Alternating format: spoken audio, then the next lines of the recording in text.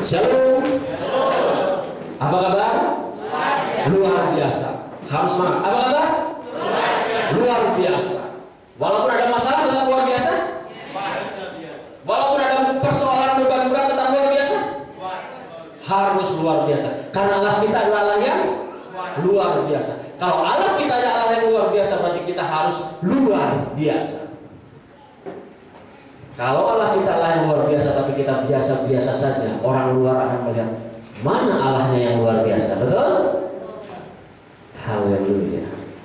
Pagi hari ini kita mau belajar bagaimana mendengar kebenaran firman Tuhan tentang berubah di antara perubahan. Pak Pendeta, kayak film kartun aja, berubah.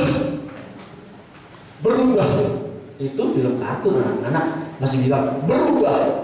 Seharusnya kita dalam Tuhan, kita pun harus berubah. Tapi seringkali kita tidak mau berubah. Kita sudah nyaman di dalam zona nyaman kita. Kita nggak mau berubah. Kita mau apa adanya seperti ini aja. Nggak mau apa kita berubah. Kenapa kita harus berubah? Kalau kita lihat hidup kita 10 tahun yang lalu, apakah sama seperti sekarang? Tidak. Kalau kita lihat anak-anak kita yang dulu sampai sekarang pasti sudah berubah. Kalau saya lihat Tuhan yang dulu sampai sekarang sudah berubah jauh. Berarti hidup kita harus berubah. Mau tidak mau kita harus berubah. Kalau kita tidak berubah, berarti kita ketinggalan. Lihat dunia sekitar kita, di mana kita berada, di mana kita hidup, selalu berubah, betul? Harga-harga 1 tahun yang lalu sama sekarang apa sama? Tidak berubah semuanya. Hidup kita kemarin sama hari ini apakah sama? Tidak. Berarti ada perubahan. Berarti perubahan itu tetap berjalan, betul? Tetap terus berubah setiap saat, setiap waktu tetap berubah. Ada yang tidak berubah. Perubahan itu sendiri tidak pernah berubah. Pernah tidak kita mendengar perubahan itu berhenti tidak berubah? Tetapi semua selalu berubah.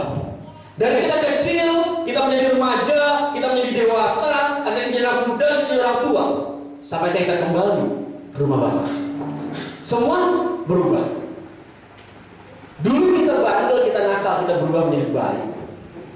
Dulu kita menghujat Tuhan, sekarang kita berubah. Bagaimana kita memuliakan nama Tuhan? Amin. Siapa mau berubah? Haleluya. Kalau kita tidak berubah, maka kita akan ketinggalan. Perubahan tetap berjalan, dunia tetap berjalan, dan firman Tuhan katakan hari-hari semakin lama semakin jahat. Kalau kita tidak mau berubah, kita akan tertindas dalam kejahatan-kejahatan dunia ini. Bagaimana kita bisa mengatasi perubahan-perubahan yang ada? Berarti kita juga harus berubah. Berubah yang seperti apa? Apakah kita harus berubah menjadi dunia? Menjadi lebih jahat? Oh no, bukan itu Tuhan mau. Kita mau lihat kebenaran firman Tuhan pagi ini. Kita lihat dulu dari Yohanes 1 ayat 12. Kita sama-sama buka, kita sama-sama baca. Seperti apa yang Tuhan mau kita berubah di sini. Oke. Ada sebagian dari Bapak Ibu yang sudah mengenal saya, mungkin karena saya pernah datang ke tempat ini. Itu 4 tahun yang lalu. Oke. Semua memandang saya. Coba tebak saya orang mana? Sudah pasti tinggal di Jakarta. Dilihat dari matanya orang Cina. Siapa yang tahu nama saya? Nama saya Buyu Kosa Putra. Semua mata membelalak. Kok orang Cina jenenge Buyu? Nah, semua berpikir, wong Cina kok jenenge Buyu kok? Iya toh? Tapi semua karena kasih karunia Tuhan. Amin. Saya ada di sini, saya berdiri di sini semua karena kasih karunia Tuhan.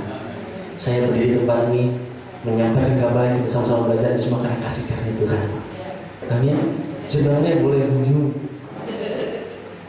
tetapi Allah di dalam kita, Roh di dalam kita semua lebih bisa dari dunia ini. Amin.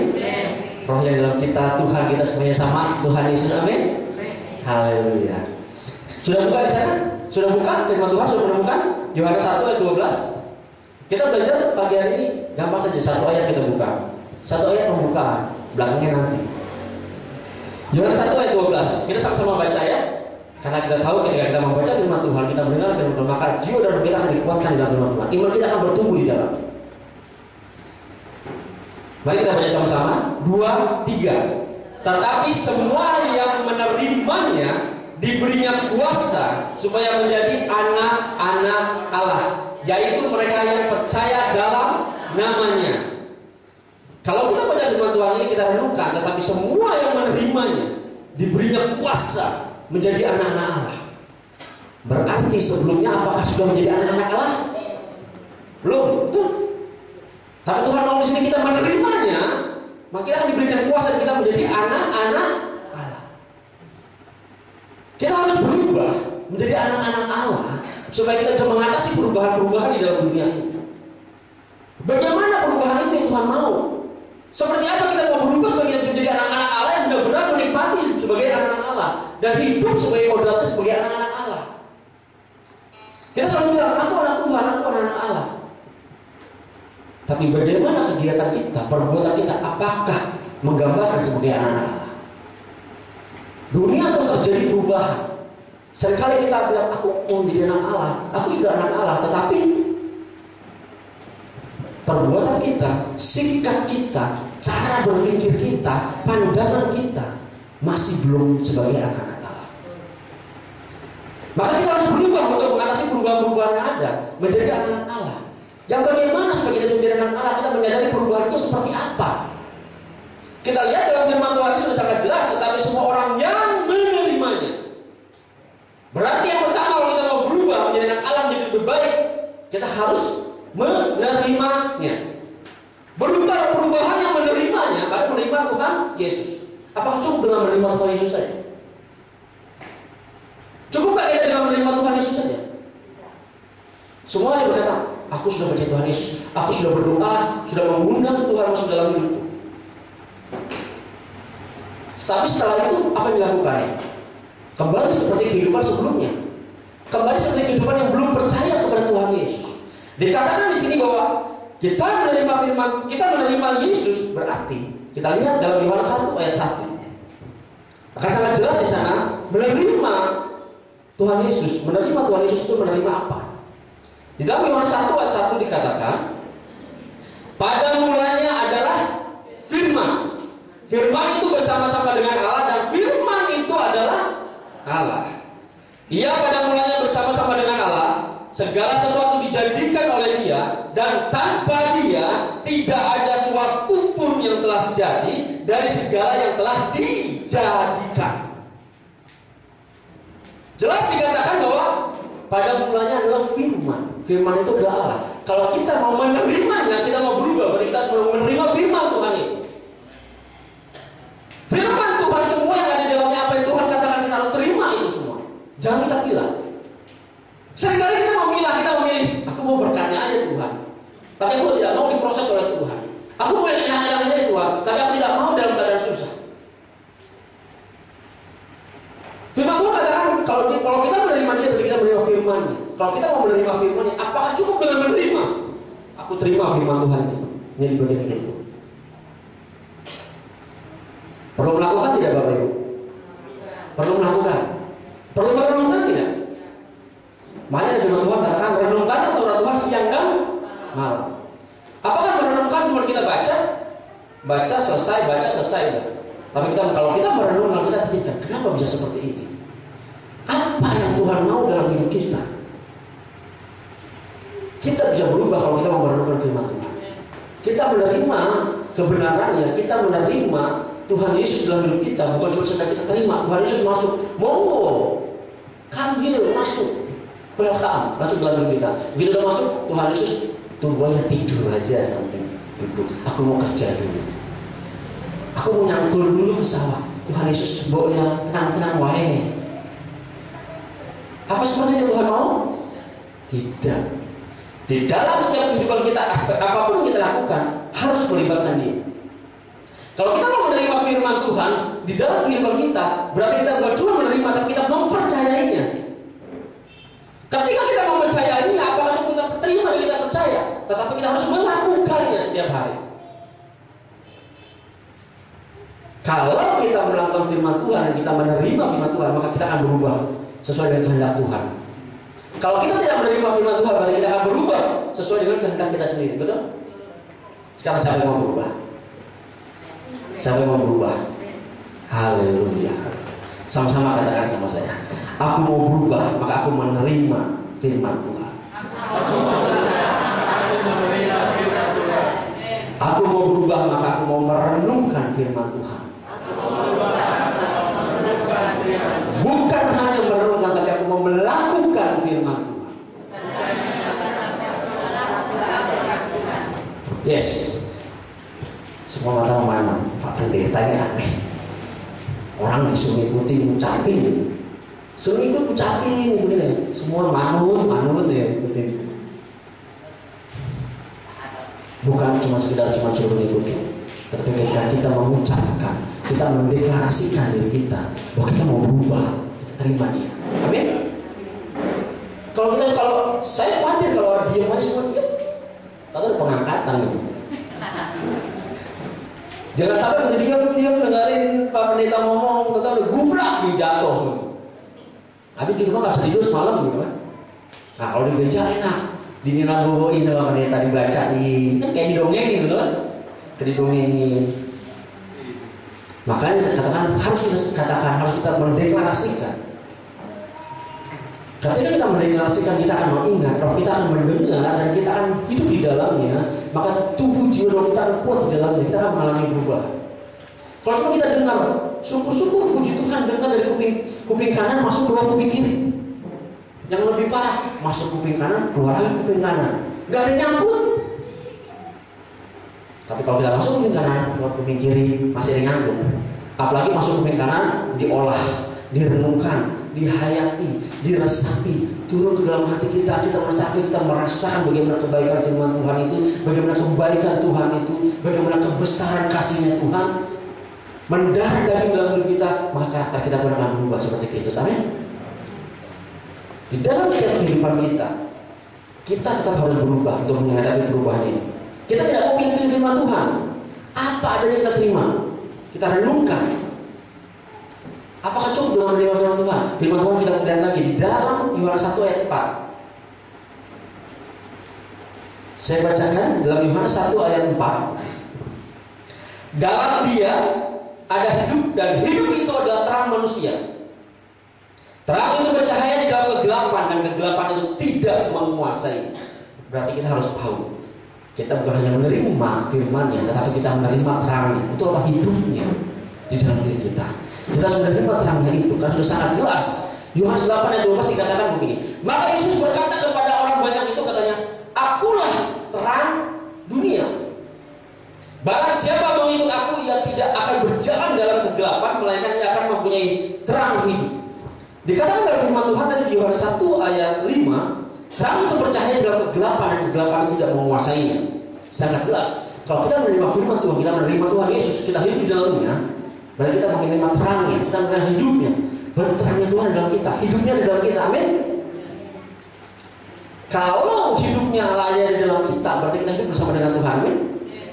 Sampai sekarang belum yakin kalau ada roh Allah dalam diri kita. Firman Tuhan jelas katakan bahwa terang itu bercahaya di dalam kegelapan, dan kegelapan itu tidak menguasainya.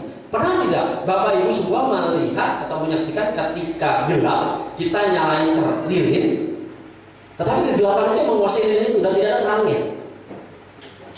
Kalau mati lampu kita nyalakan lilin, betul? Atau lampu templok pakai minyak tanah. Ketika kita nyalain lampu templok atau lilin itu, maka terangnya itu akan menerangi kegelapan, betul? Yang tadi kita tidak kelihatan jadi kelihatan, yang tadinya gelap jadi terang kelihatan. Itulah kita semua. Karena kita menerima terangnya Tuhan, berarti kita ada dalam terang itu, dan kita menerangi kegelapan. Kegelapan tidak bisa menguasai kita. Kalau kegelapan menguasai kita, apakah kita bisa berjalan dalam kegelapan? Ketika dalam kegelapan kita akan meraba-raba, semua meraba-raba. Yang ada justru semua ketika mati lampu kamu bisa meraba-raba mencari jalan untuk mengambil korek api dan lilin. Betul? Berarti ketika kita hidup di dalam terang Tuhan, kegelapan tidak bisa menguasai hidup kita. Kegelapan itu apa? Dari dunia-dunia ini. kuasa-kuasa kegelapan dunia, setan, iblis, semua yang berusaha membuat kita menjadi tidak bisa melihat bagaimana kebaikan Tuhan, membuat kita tidak bisa melihat bagaimana terang Tuhan.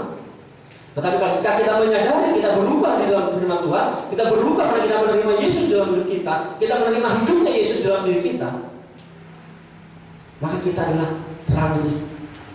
Kita menerangi kegelapan. Kita tidak dikuasai oleh kegelapan, tetapi kita yang menerangi kegelapan. Ketika kita berada di suatu persekutuan, suatu perkumpulan orang-orang di sekitar kita yang mereka tidak mempercayai firman Tuhan, mereka tidak percaya kepada Tuhan Yesus, mereka masih terlibat oleh opo-opo, mereka masih terlibat oleh kuasa kegelapan, mereka masih terlibat dengan kejawen-kejawen. Ketika kita di sana, berarti kita yang harus menerangi mereka, kita yang harus menjadi saksi buat mereka. Betul? Bukan mereka yang menguasai kita, you harus ikut, kamu harus ikutin bagaimana kita melakukan ritual-ritual seperti itu. Tetapi kita hanya harus menerangi mereka. Seringkali kita tidak menyadari bahwa kita adalah terang.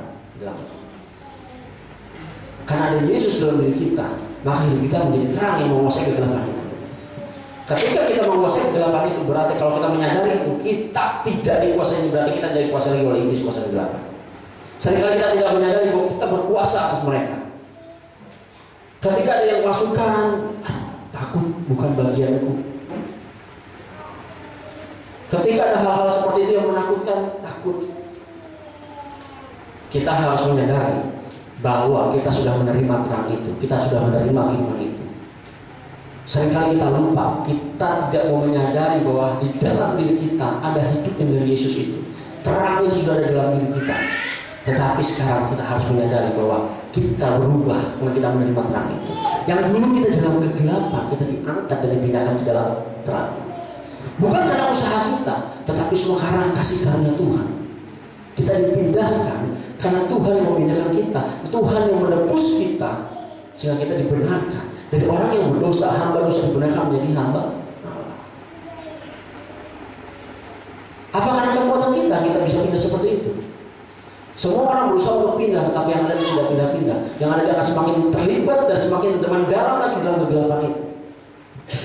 Tuhan Yesus yang mengangkat kita dan memindahkan. Sungguh besar kasih Tuhan buat kita. Amin. Maka kita harus berubah untuk mengatasi perubahan-perubahan yang ada. Dunia kita selalu berubah, sekitarnya selalu berubah. Bagaimana kesaksian saya, hidup saya dulu? Pak, Bu, cenderungnya buyung. Bagaimana bisa jadi pendeta? Bisa jadi Pak Dito? Saya dulu bukan sebagai orang Kristen, tidak pernah bermimpi di dalam benak saya menjadi seorang pendeta.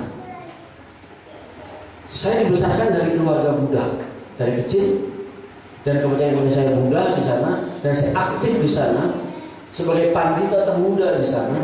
Sempat mau menjadi biku. Bagaimana hidup saya pada saat itu dikuasai oleh kegelapan yang sedemikian rupa. Orang tua saya itu boleh bilang, kalau kita sekolah, jebolannya SMK 3, SMK 2. Papa saya itu jebolannya Gunung Kawi. Siapa yang tidak tahu Gunung Kawi? Tahu semuanya? Tempat apa itu? Semua tahu mesti.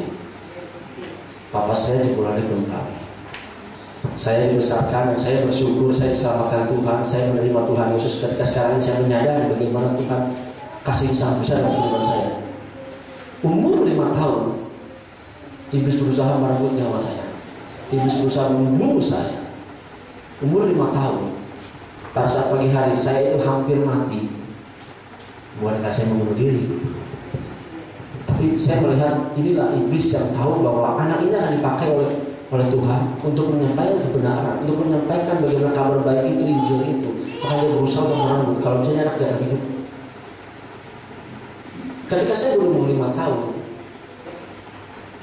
saya benar-benar di situ mandi namanya air mendidih. Bukan yang uji coba ilmu ya, tapi benar-benar saya mandi air mendidih. Karena ada seorang pembantu yang mereka mau membunuh sebenarnya anak majikannya.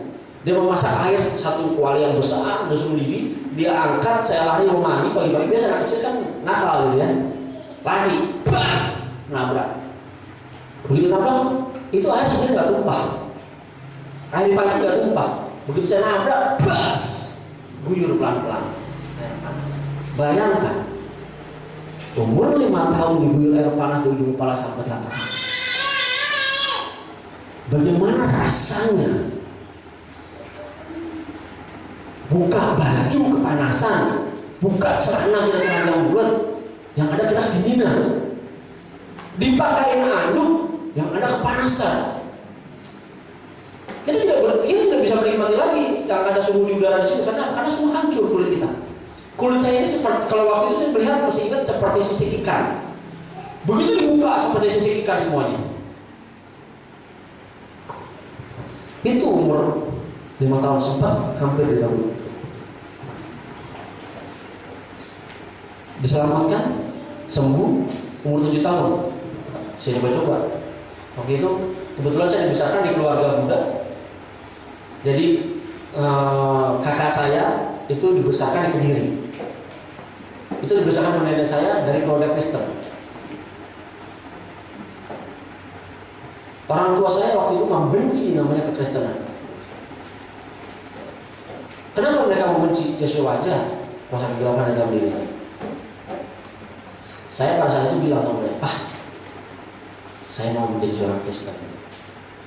Papa saya nggak bilang iya, nggak bilang tidak. Tapi namanya waktu itu anak kecil ya kekerahannya. Dari rumah bilang, "Pak, Ma, pamit mau ke wihara." Mau ke wihara itu hari Minggu, ada sekolah Minggu juga, bukan gereja aja sekolah Minggu. Itu ada sekolah Minggu juga. Saya bilang dari rumah berangkat mau ke wihara, jalan ke rumah teman, belok ke gereja, ikut sekolah Minggu. Ikut sekolah Minggu di sana. Zaman dulu dikasih tuh mewarnai, gambar Tuhan Yesus dikasih mewarnai. Saya dong kasih goblok. Namanya anak kecil. Nah ini saya umpetin dalam baju supaya apa? Gak ketahuan sama orang tua. Pulang cuk. Masukin simpan. Tetapi namanya orang tua bagaimanapun belakangannya kalau ada perubahan ketahuan. Kalau ada yang diumpetin ada salah mesti orang tua itu tahu, sangat mengenali anaknya bagaimana. Ketahuan. Kalau saya ke gereja ada gambar-gambar kelihatan. Orang tua saya senang. Naik pitam gimana? Buka baju, buka celana, ambil rotan, hajar, gas, tanpa baju, tanpa celana, hajar, bisa gas terus. Apakah saya waktu digebuk ini? Enak, lagi Pak. Yang ada jadinya nangis, masih kecil itu umur 7 tahun dihajar seperti itu. Kebonceng itu namanya rotan yang utuh, hancur berbulu, dari utuh, hancur berbulu. Bayangkan, bagaimana itu dipakai untuk memukul badan kita antara di lidah dan daging. Bagaimana saya merasakan dan saya mengingat ketika itu terjadi dalam kehidupan saya. Makanya ketika saya merenungkan bagaimana ketika Tuhan Yesus dicambuk, bas, saya dipukul pakai rotan yang sakit dan minta ampun, apa dicambuk, begitu cambuk, das hilang semua kulit-kulitnya di sini. Bayangkan. Umur 7 tahun saya merasakan seperti itu. Kembali lagi kita aktif lagi di wihara terus sampai besar. Sampai tahun 94 akhirnya saya sekolah di sekolah Kristen. Inilah untungnya. Ada sekolah Kristen mewajibkan apapun agamamu, apapun kepercayaanmu kau harus ikut ibadah. Saya ikut ibadah hari Sabtu saya dulu. Terus ibadah siang, sore kan ini. Karena sekolah siang jadi ibadahnya sore. Saya dulu nikmatin. Begitu nyanyi, tenang banget. Aku mau jamkan mata. Rasanya itu seperti dibawa ke awang-awang, tenang sekali. Kemudian aku mau kembali lagi menjadi anak Kristen. Apa prosesnya cepat singkat langsung di Indonesia? Tidak. Saya pada saat itu sudah menjabat sebagai seorang ketua remaja di wihara. Sudah sebagai seorang pandita termuda. Kalau saya datang ke wihara di Palmera, teman-teman saya bilang, ada Buyung, suruh dia pimpin ibadah. Pimpin, kalau kita melihat di TV kayak biksu-biksu itu kan ada yang tek. Saya seperti itu. Tek. Setiap hari pergi ke wihara, nongkrong di wihara, bergaul dengan biku-biku. Setiap hari seperti itu. Sampai akhirnya rasakan bagaimana kebaikan Tuhan menjamah jiwa saya, merasa tenang sekali dalam hadapan Tuhan. Nanti saya kembali lagi. Seperti dalam masih kecil juga sama. Dari rumah dia kelihatan. Dari rumah kelihatan. Tengah jalan dia kelihatan. Pakai tas biku. Tahu kan tas biku yang kuning gitu. Cuma nggak ada settingnya. Dalamnya isinya apa? Alkitab. Saya ya. Tapi semua itu karena kasih karunia Tuhan. Amin. Hidup saya berubah dari keyakinan saya hidup ini seperti sekarang. Dulu saya kalau berbicara di wihara saya bilang, kenapa kamu bisa dikalahkan orang Kristen? Mereka cuma percaya kamu melakukan tindakan, kamu berbuat baik. Mereka cuma percaya sama Yesus. Saya bilang seperti itu. Tapi Tuhan ubahkan. Justru saya sekarang katakan kepada Bapak Ibu semua, Ibu bukan hanya percaya, tapi Ibu harus melakukan firman Tuhan. Amin. Itulah perubahan yang terjadi dalam kehidupan saya. Jadi kita harus ingat, kalau kita mau berubah untuk mengatasi perubahan-perubahan yang ada, berarti kita harus berubah dengan menerima Tuhan Yesus. Kita harus berubah dengan menerima firman. Betul? Sama-sama katakan, aku terima Tuhan Yesus. Aku terima firman-Nya. Aku terima hidupnya dalam hidupku. Oh, haleluya. Yang kedua, bagaimana kita bisa berubah untuk mengatasi perubahan dalam kehidupan kita? Kita akan lihat bagaimana kita mengatasi perubahan dalam kehidupan kita. Sangat jelas dikatakan di sini di dalam firman Tuhan tadi Yohanes 1 ayat 12 bahwa tetapi semua orang yang menerimanya diberinya kuasa. Kuasa yang seperti apa? Harus kita sadari saat ini, pagi hari ini kita bisa berubah karena kita menyadari kita dikasih kuasa oleh Tuhan.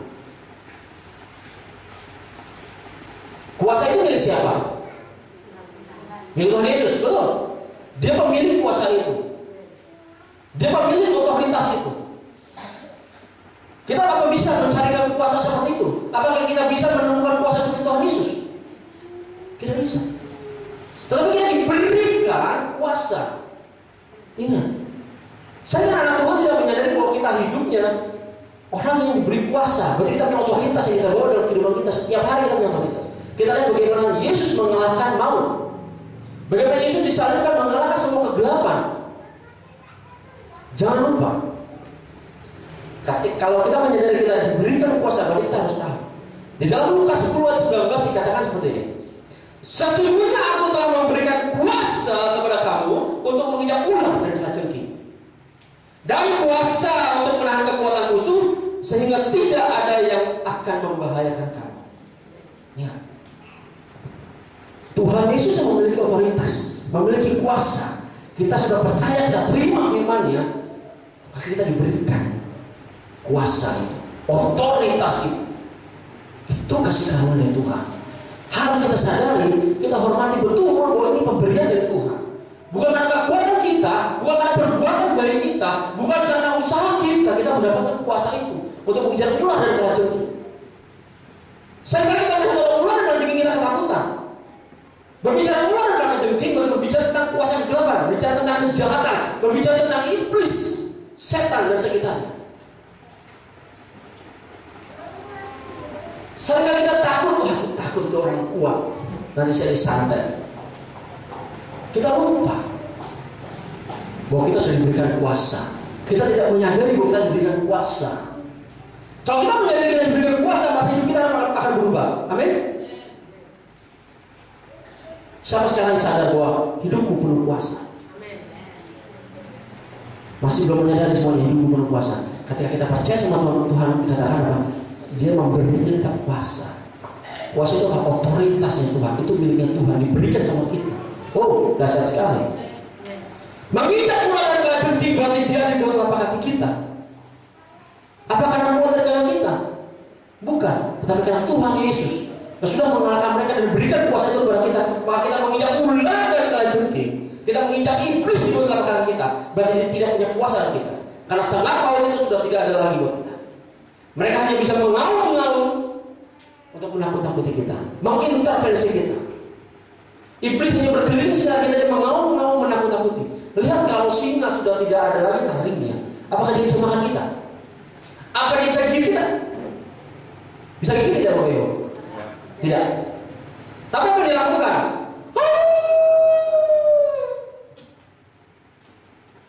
Tujuannya apa? Ketika kita mendengar suara seperti takut, gemetar. Itu yang dilakukan oleh Musa gelap. Itu yang dilakukan oleh iblis setan itu. Mereka sudah tidak bisa serang lagi. Mereka tidak bisa lagi menyentuh kita. Mereka tidak bisa menyerang kita. Karena dia sudah dikalahkan. Dan kuasa yang sangat diberikan kepada kita oleh Tuhan untuk kita menginjak mereka dan mereka berada di bawah telapak kaki kita. Harus kita sadari betul bahwa kita tidak bisa ditembus oleh mereka. Firman Tuhan jelas katakan ini kuasa untuk menahan kekuatan musuh. Berarti ada serangan enggak? Ada tekanan tidak? Apakah serangan itu seperti kita lihat di film-film, dia serang, kita kayak kuasa belakang, apakah seperti itu? Tidak. Masalah ada dalam hidup kita, betul? Beban hidup ada dalam hidup kita, betul? Anak-anak bandel nakal ada dalam hidup kita. Semua itu tekanan-tekanan. Mulai Tuhan jelas katakan di sini, kuasa untuk menahan kekuatan musuh. Musuh kita berusaha menyerang kita dari berbagai macam. Anak kita yang nakal, anak kita yang bandel. Lagi enak tiba-tiba ada lah yang anak kita sakit, yang kecelakaan. Apa itu keinginan kita? Musuh berusaha untuk menahan kita, tapi firman Tuhan katakan bahwa kita diberikan kuasa untuk menahan kekuatan musuh. Kalau kita menyadari mereka boleh serang, tetapi aku punya pertahanan dari Tuhan. Tuhan yang membuat benteng sekeliling kita, Tuhan yang melindungi kita, mereka tidak bisa menembus kekuatan kita. Kita harus sadari itu. Mungkin kita usaha, kita bertahan. Seringkali kok diserang hama, rusak, ada badai topan, ada hujan yang sedemikian dasar sehingga merusak tanaman kita, sawah kita. Tapi ingat, kita punya kuasa. Badai boleh ada menyerang pertanian kita, persawahan kita, tapi kita punya kuasa. Berdoa dalam nama Tuhan Yesus. Sawah-sawahku dipagari dan tidak dirusak. Kita bisa menahan semuanya karena kita percaya kita diberi kuasa. Dan itu semua karena Tuhan. Kita berserah sama Tuhan dan kita percaya kita gunakan otoritas itu. Masalah dalam hidup kita, yang sekolah, yang anak muda tetap ada. Karena orang yang tidak punya masalah dalam kehidupan dalam bumi ini adalah orang yang mati. Betul. Hanya orang yang mati nggak punya masalah dalam hidup ini. Tapi kalau dia masuk neraka, pada hidup ini masalah dong. Tapi bukan di bumi ini, di alam berikutnya, di kehidupan dia selanjutnya yang kekal dan abadi. Jadi kita harus menyadari bahwa kita diberikan kuasa oleh Tuhan.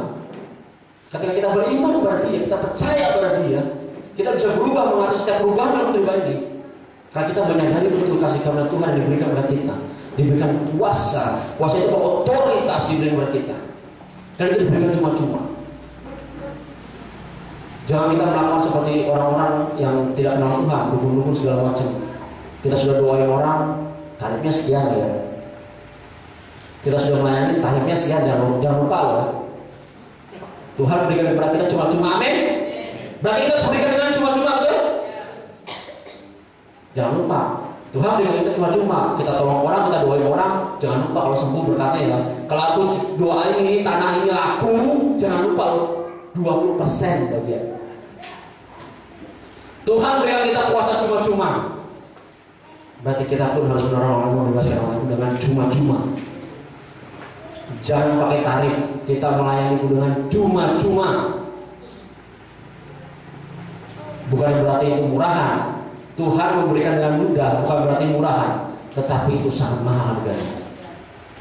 Dengan iman kita baru bisa menerima itu. Berarti, amin. Bagaimana kita mengatasi perubahan lah itu?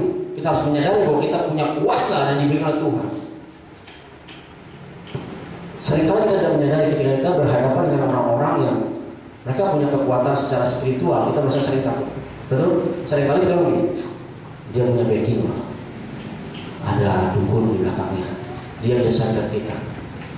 Ini kesaksian saya pribadi. Ketika saya bekerja di kantor, sekelilingnya kita tidak tahu kalau mereka memiliki kuasa-kuasa seperti itu. Tetapi inilah penduduk Indonesia, inilah orang-orang Indonesia yang masih gemar dan senang dengan hal-hal yang spiritual. Ketika saya di kantor bekerja, ini pulang kerja, saya waktu itu menggunakan jaket pelatnas susu gitu. Sebenarnya jaketnya itu bukan gaya-gaya, memang karena saya naik motor, saya pakai jaket supaya tidak angin. Dia bilang, Pak, ajarin dong. Ajarin saya wushu. Saya bilang, saya nggak bisa.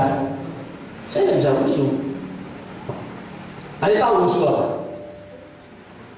Wushu itu kungfu. Cuma kalau kungfu itu kan yang tahu. Kalau wushu itu mereka seni, main pedang segala macam. Karena papa saya memang pelatih wushu. Adik saya dulu atlet wushu. Sekarang tinggal Surabaya. Nah, saya kebagian dapat berkatnya jaketnya saya pakai. Jaketnya.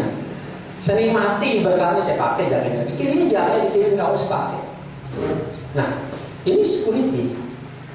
Dia memang semua tahu dia memiliki hal-hal yang spiritual seperti itu. Dia benar-benar bisa seperti itu, bisa teropong segala macam. Berbicara sama saya ini hadap-hadapan. Dia bilang lagi, Pak, Bapak punya pengawal. Saya juga sudah punya pengawal. Saya bilang, yang benar. Seperti apa pengawalnya? Dia bilang, pengawalnya ada kiri kanan, Pak, ada dua. Tetapi saya tidak bisa lihat wajahnya. Kan dia menggunakan kenenan. Saya ingat, yang menggunakan kenenan dalam Alkitab siapa? Saya bilang, dia tidak bisa melihat wajahnya. Dia bilang, sangat bercahaya, sangat terang. Dia berusaha meneropong hidup saya, dia berusaha melihat apa yang saya punya. Dia bilang, Bapak punya pegangan-pegangan. Dia menganggap saya itu punya ilmu, dan itu saya berada di atas dia. Dia bilang, dia pengen tahu saya punya ilmu apa aja sih gitu. Dia berusaha meneropong. Saya bilang, kamu meneropong saya? Ya udah teropong gitu. Biasa mereka selalu menatap mata meneropong. Saya bilang, ya udah teropong di mata saya nih loh. Saya kasih gini gitu, Pak, saya sipit. Kalau saya ketawa itu, kalau ibu lari nggak tahu saya, betul? Kalau saya ketawa, ibu lari semuanya kosong semuanya. Saya bilang, ini mata saya. Ketika dia mau meneropong hidup saya hanya bilang bergumam, hanya bergumam. Darah Yesus. Saya bilang, darah Yesus. Apa yang terjadi? Ketika dia meneropong itu, saya bilang, darah Yesus. Dia bilang, Pak, jangan ditutup. Saya bilang, apanya ditutup? Tadi Bapak berdoa apa barusan? Ketika Bapak berdoa barusan itu seperti ada suatu selubung yang sangat rapat dan sangat tebal menutup hidup, dan saya tidak bisa menembus. Oh, ini kasih karunia Tuhan, darah Yesus. Kita hanya bilang darah Yesus itu berkuasa menutup bungkus hidup kita. Amin. Dia tidak bisa tembus. Saya bilang, Pak, jangan ditutup, saya tidak bisa lihat. Oke, saya bilang itu. Saya bilang ini, saya tidak berdoa apa-apa, saya akan diam aja. Kalau kamu meneropong hidup saya, silahkan teropong. Saya diam dulu, saya berikan mata saya. Tatap-tatap kan mau ini, ya saya kasih aja mata saya sipit. Kalau saya ketawa dia kabur juga saya tidak tahu gitu. Saya berikan dulu. Diteropong, dia lihat benar. Tapi yang terjadi yang berikutnya, dia bukan yang bilang menutup lagi, dia mental dulu, pas. Saya bilang, kenapa? Apa terjadi? Ada cahaya putih keluar dari mata Bapak, itu sangat panas, saya nggak kuatin.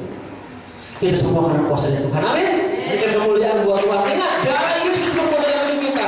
Apapun dalam kehidupan kita, apapun masalah kita, apapun yang kita hadapi bukan dalam hidup kita, darah Yesus sudah lebih dahulu diberikan dan dicurahkan kepada kita untuk menebus kita. Bapak Ibu sakit, darah Yesus sudah dicurahkan dan menyembuhkan Bapak Ibu semuanya, membebaskan. Kuasa kegelapan tidak berlaku lagi pada kita. Dia tidak bisa menyerang kita karena darah Yesus. Yang kita butuhkan sekarang apa? Kita percaya pada Dia. Dan kita menyadari betul bahwa kita diberikan kuasa, maka hidup kita akan berubah. Ketika kita menyadari bahwa kita ada kuasa dalam Tuhan. Dan yang ketiga, bagaimana kita berubah mengatasi perubahan-perubahan yang ada. Kita lihat bahwa firman Tuhan sudah jelas katakan tadi di dalam Yohanes 1 ayat 12. Tetapi semua orang yang menerimanya diberinya kuasa supaya menjadi anak-anak Allah. Bapak Ibu sebelum menerima Tuhan Yesus berarti di luar daripada kategori anak-anak Allah. Ketika kita menerimanya, kita diberi kuasa dan kita diberi kuasa untuk menjadi anak-anak Allah. Karena kuasa itu menjadi kita anak Allah. Sebagai anak Allah, sebagai anak Tuhan, kita punya ahli waris. Kita sebagai ahli waris, betul? Siapa yang sadar sih bahwa kita ahli waris kerajaan surga? Wow, mantap. Kita semua ahli waris kerajaan surga. Apa sekarang tugasnya sebagai anak Allah dalam kehidupan kita supaya kita juga mengatasi perubahan-perubahan dalam kehidupan kita? Firman Tuhan dalam 1 Yohanes 5 ayat 1 sangat jelas dikatakan bahwa setiap orang yang percaya bahwa Yesus adalah Kristus lahir dari Allah. Amin. Semua lahir dari Allah. belum menyadari. Semua lahir dari Allah. Harus mantap. Itu yang namanya berubah. Dan setiap orang yang mengasihi dia yang melahirkan, mengasihi juga dia yang lahir daripadanya. Berarti kita harus mengasihi sesama kita, betul? Mengasihi tetangga kita, mengasihi teman kita, mengasihi sesama manusia, betul? Ingat, tugas sebagai seorang anak Allah, kita harus memberikan kasih itu. Kita sudah lebih dahulu dikasihi oleh Tuhan, maka kita harus mengasihi yang lainnya juga. Dan ayat 2, inilah tandanya bahwa kita mengasihi anak-anak Allah, yaitu apabila kita mengasihi Allah serta melakukan perintah-perintah. Sebagai anak Allah kita sadar kita ahli waris kerajaan surga. Berarti kita harus mengikuti perintah-perintahnya. Ketika orang tua kita misalnya meninggal, dia meninggalkan ahli waris, dia ada wasiat, katakan kita harus seperti ini, harus seperti ini. Dilakukan tidak? Lakukan wasiatnya. Ketika Tuhan Yesus pergi ke surga dan diberikan curahan Roh Kudusnya, diberikan firman, kita harus ikuti perintah-perintah Dia. Kita memang kita kenal sama Tuhan, kita sebagai anak-anak Allah. Tetapi kalau kita tidak mau melakukan firman Tuhan, apakah kita anak Allah? Kalau anak kita tidak mau mengikuti perintah-perintah kita sebagai orang tua, kita akan kesel. Oh, ini anak berbeda sekali. Orang lain akan melihat ini anak siapa sih sebenarnya? Kalau kita mengaku kita anak Allah tapi kita tidak mau melakukan perintah-perintahnya, semua masih benar nggak sih kita anak Kristen?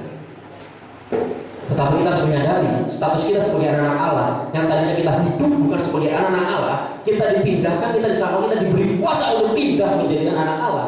Yang dulu kita hidupnya dengan hal-hal seperti bagaimana di dalam dunia ini, dengan semaunya kita sendiri, dengan semaunya hati kita yang memuaskan bagi kita. Ketika kita diselamatkan, kita percaya dan kita terima Tuhan Yesus, kita dipindahkan dan hidup kita menjadi seorang anak Allah. Berarti semua gaya hidup kita, lingkungan kita, cara berpikir kita, cara berbicara kita, karakter kita harus sebagai anak Allah. Amin. Harus sadar betul status yang berubah ini.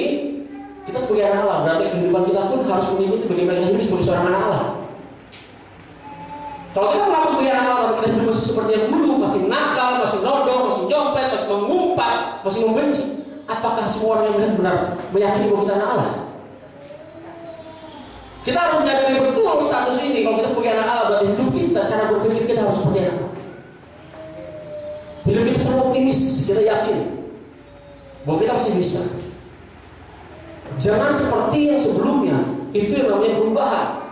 Kita berubah dari orang-orang yang hidup seperti orang-orang yang tidak percaya Tuhan Yesus, yang bukan sebagai anak Allah. Ketika kita dipindahkan sebagai anak Allah, berarti kita berubah dari pola pikir kita yang lama menjadi pola pikirnya kerajaan surga.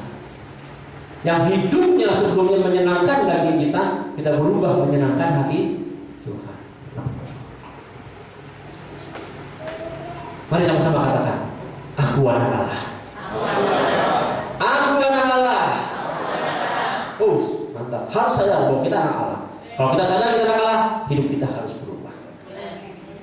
Orang dunia ketika menghadapi sesuatu, aku nggak bisa. Tapi kita sebagai anak Allah, dikasih hal yang kita, aku pasti sanggup menghadapi segala perkara bersama dengan Dia. Amin. Tidak punya uang, aku pasti sanggup bisa melewati dan Tuhan pasti berkati. Segala perkara dapat kutanggung di dalam Dia. Ingat, segala perkara, apa ada yang kita lewati? Segala perkara berarti semuanya, overall, apapun. Sakit penyakit, Tuhan sudah sembuhkan. Kita bisa atasi itu semuanya. Hanya perlu kita percaya sama Dia, kita yakin dan kita menyadari, kita bersyukur sama Tuhan. Harus ada itu bahwa status kita sebagai anak-anak Allah, tugasnya apa sebagai anak Allah? Dalam Yohanes 1 ayat 7 dikatakan bahwa Ia datang sebagai saksi untuk memberi kesaksian. Yohanes tidak kemudian datang sebagai saksi untuk memberi kesaksian. Kita anak-anak Allah seharusnya kita bersaksi. Bagaimana Tuhan itu, apa Injil itu, bagaimana kita diselamatkan, kita bersaksi sama Tuhan. Dimanapun kita berada, kondisi apapun tetap kita bersaksi. Dan bersaksi yang paling dasar itu dari apa? Hidup kita, karakter kita. Bukan kita bersaksi bagaimana kita menginjil, kita berdebat soal hal-hal Alkitabiah, berdebat firman Tuhan, kita mengatakan firman kita sampaikan firman Tuhan. Bukan hanya hal itu, tetapi yang lebih dasar bagaimana kita berubah Dari orang-orang yang tidak punya Tuhan menjadi orang Tuhan, dan karakter kita ada karakter Kristus dalam. Inilah penginjilan yang sangat dahsyat. Orang akan melihat, oh mantap, ada yang berubah dalam hidupmu. Kenapa? Karena ada Yesus dalam hidup kita. Apakah cukup sampai Yesus sebagai anak Allah? Tugasnya? Ingat, sebagai anak-anak Allah, kita harus terhubung dan terkoneksi dengan surga. Bagaimana supaya kita terhubung dan terkoneksi dengan surga? Berarti kita harus bersekutu dengan Dia. Apakah bersekutu kita harus ada waktu tertentu? Setiap minggu saja kita bersekutu dengan Tuhan, berkumpul di tempat ini bersama-sama, kita memuji menyembah Tuhan. Tetapi setiap saat, kapanpun itu, dalam kondisi apapun kita tetap bersekutu dengan Tuhan. Ada masalah, tidak ada masalah, tetap kita berkomunikasi dengan Tuhan. Masuk dalam hadiratnya. Seringkali semua berpikir bahwa ketika masuk dalam hadirat itu ketika kita menyembah, berdoa, tapi seharusnya kita di dalam hal apapun yang kita lakukan, kita tetap di dalam hadirat Tuhan, tetap dikuasai oleh hadirat Tuhan, tetap dikuasai pikiran kita dalam memikirkan bagaimana tentang hal-hal kerajaan surga. Kita masuk di dalam hadirat Tuhan, kita bekerja, kita melakukan kegiatan kita, kehidupan kita semua di dalam hadiratnya, bersekutu dengan Dia. Maka kita akan bisa berubah. Kita harus menyadari betul status kita. Kita hormati betul status kita sebagai anak Allah, dan kita harus jaga itu. Kalau memang kita anak Allah, berarti hidup kita harus memiliki karakter-karakter Kristus. Amin. Jadi kalau kita mau berubah untuk mengatasi perubahan-perubahan yang ada di dunia ini, kita harus sadar dan kita harus menerima firman Tuhan. Kita sudah menerima Yesus, bukan hanya menerima firman-Nya itu sepotong-sepotong, tetapi semua pribadi itu kita terima di dalam kehidupan kita. Terang yang kita terima dalam kehidupan kita, hidupnya kita terima dalam kehidupan kita. Jangan ada yang bilang-bilang, semua kita terima, berkatnya kita terima semuanya. Dan yang kedua, kita harus menyadari betul bahwa kita diberikan kuasa oleh Tuhan. Dan kita harus menyadari itu dan menghormati itu. Kita bersyukur sama Tuhan kita diberikan kuasa. Dan kita harus menyadari betul yang ketiga bahwa kita menjadi anak-anak Allah. Sebagai anak-anak Allah kita harus hidup sebagai anak-anak kerajaan surga. Dengan caranya cara kerajaan surga, karakternya karakter kerajaan surga. Siapa di Bapak Ibu semua yang mau di sini berubah saat ini, menyadari betul, terima Yesus apa adanya, dan benar-benar menyadari bahwa hidup kita diberikan kuasa oleh Tuhan, dan kita sadari betul bahwa kita adalah anak-anak Allah. Siapa yang mau sadari? Siapa yang menyadari betul? Apapun masalah Bapak Ibu saya katakan, ingat, kita anak Allah, kita punya kuasa. Masalah apapun saat ini, ekonomi, kesulitan apapun, sakit penyakit, Tuhan sudah sembuhkan. Amin. Tuhan sudah berikan jalan keluar. Hanya kita harus melihat itu, menyadari. Amin. Mari kita bangkit berdiri.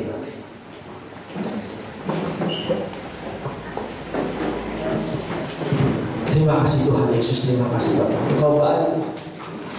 Terima kasih buat kebenaran firman-Mu Tuhan pada pagi hari ini yang menguatkan kami, Bapak. Membuat kami terbuka Tuhan. Membuat mata kami terbuka pada pagi hari ini Tuhan. Bagaimana kebaikan dalam hidup kami, Bapak. Kami menerima Engkau Tuhan. Kami menerima Engkau sepenuhnya Tuhan. Dan kami menyadari betul Engkau memberikan kami kuasa. Kami menyadari betul Tuhan bahwa kami adalah anak-anak Allah. Asal mengaku. Engkau tahu setiap umatmu di tempat ini Bapak. Mereka memiliki pergumulan masing-masing Tuhan. Mereka memiliki masalah dalam kehidupan mereka.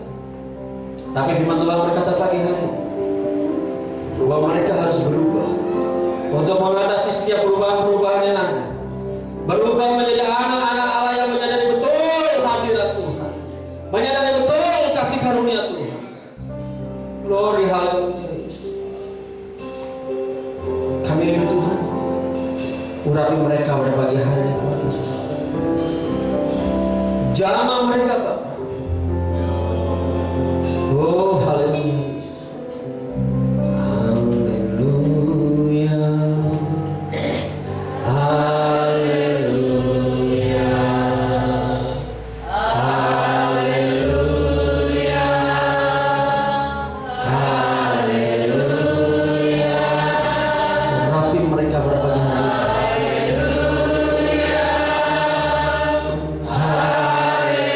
Love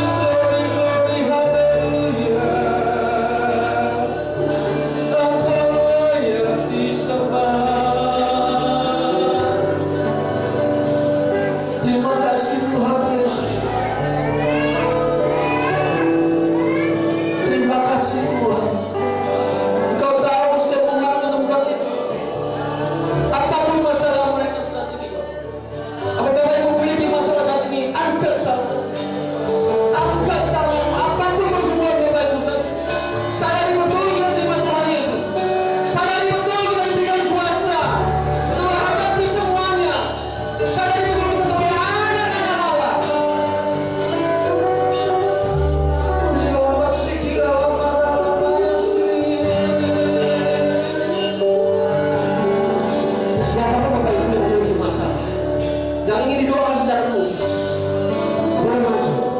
Kita akan berdoa bersama.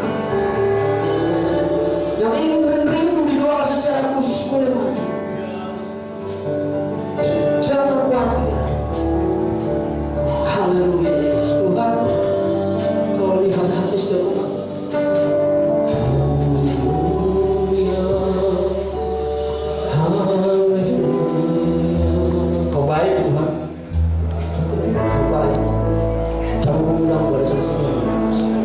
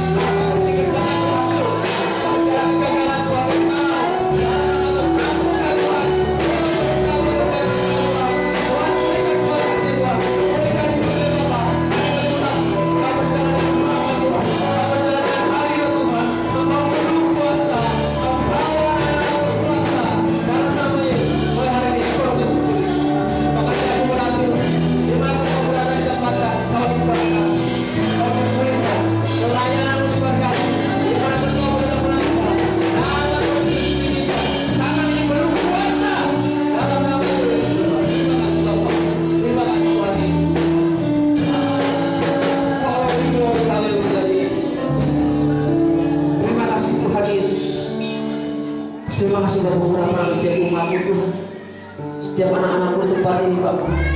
Terima kasih Tuhan Yesus. Bapak, hamba-Mu boleh berhenti berbicara Tuhan, tapi kami percaya Roh Kudus tetap bekerja dari waktu ke waktu dalam setiap hati umat-Mu ya Tuhan. Kami percaya Roh Kudus tetap berkarya dalam kehidupan setiap umat-umat-Mu Bapak. Kami percaya Roh Kudus tidak pernah berhenti mengurapi mereka Tuhan, menghibur mereka, menguatkan mereka Bapak. Terima kasih Tuhan Yesus. Berkati setiap umat-umat-Mu di tempat ini Bapak. Berkati Tuhan Gembala Sidang tempat ini Bapak, untuk Pak Beri dan Ibu Tuhan. Kau berkati, Kau berkati keluarga mereka Bapak. Kami percaya mereka akan dibawa naik bukan turun, menjadi kepala bukan menjadi ekor. Segala kekuasaan yang pada surga Tuhan yang bisa menghalangi pelayanan Bapak Ibu di tempat ini, kami patahkan, kami ajukan dalam nama Tuhan Yesus. Urapi beliau Tuhan dimanapun melangkah. Nama Yesus yang ditinggikan Tuhan. Banyak jiwa-jiwa diselamatkan Tuhan. Urapi gereja ini Pak. Berkati gereja ini Tuhan. Karena kami percaya gereja ini menyadari betul statusnya sebagai anak-anak. Gereja ini menyadari betul statusnya dalam melayani tempat ini. Gereja ini menyadari betul bagaimana mereka hidup dan naik levelnya Tuhan, naik tingkatnya. Berkati Tuhan. Kirim jiwa-jiwa yang baru ke tempat ini Bapak. Biar mereka dimuridkan di tempat ini, sehingga mereka bisa pergi kembali menjadi murid-murid yang lain Bapak. Mencari murid-murid yang baru Tuhan, dan dibawa ke tempat ini Tuhan.